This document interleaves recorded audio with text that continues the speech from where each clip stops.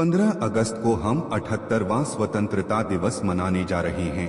लेकिन क्या आप जानते हैं कि हमारे साथ ऐसे और भी मुल्क हैं जो इसी दिन अपनी आज़ादी का जश्न मनाएंगे। भारत इस साल अपना 78वां स्वतंत्रता दिवस सेलिब्रेट करेगा।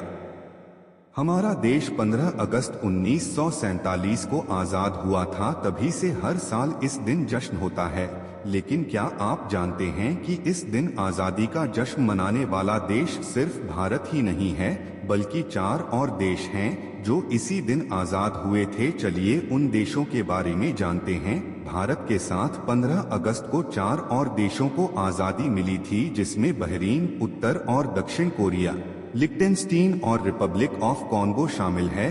कॉन्गो अफ्रीका महाद्वीप के बीच में बसा एक लोकतांत्रिक देश है। ये देश भारत की आज़ादी के 13 साल बाद 15 अगस्त 1960 में आज़ाद हुआ था, जिसके पहले साल 1880 से लेकर आज़ादी तक यहाँ पर फ्रांस का कब्जा था। बता दें, क्षेत्रफल की दृष्टि से कॉन्गो अफ्रीका महाद्वीप का तीसरा सबसे बड़ा देश है। बहरीन पर 15 अगस्त 1971 को ब्रिटिश औपनिवेशिक शासन भी समाप्त हो गया था। भारत को आज़ादी मिलने के 2 दशक से भी ज्यादा समय बाद बहरीन ने अपनी आज़ादी की घोषणा कर दी थी। हालांकि ये देश इस दिन अपना स्वतंत्रता दिवस नहीं मनाता। 15 अगस्त के बजाय दिवंगत शासक ईसा बिन सलमान अल खलीफा के सिंहासन पर चढ़ने के उपलक्ष्य में इस देश में 16 दिसंबर को राष्ट्रीय स्वतंत्रता दिवस के रूप में मनाया जाता है। उत्तर कोरिया और दक्षिण कोरिया दोनों ही देशों में हर साल 15 अगस्त को राष्ट्रीय मुक्ति दिवस के रूप में मनाया जाता है।